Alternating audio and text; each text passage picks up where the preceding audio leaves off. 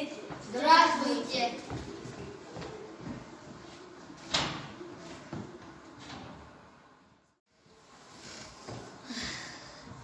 Merci.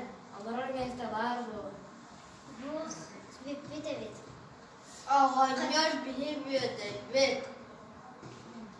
Merci Nebiye. Kata bilgi edekelen ben mesleğini buldu der. Hayal olur, doğal olur. Kırcağız camı duran bir yeri nere? Gelin manalarım. Havariyen bir. Oradaki havlayan bir yeri nere?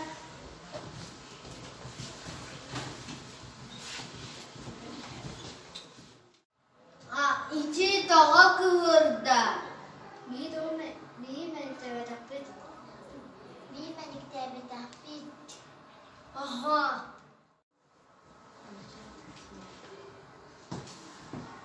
Zeydici.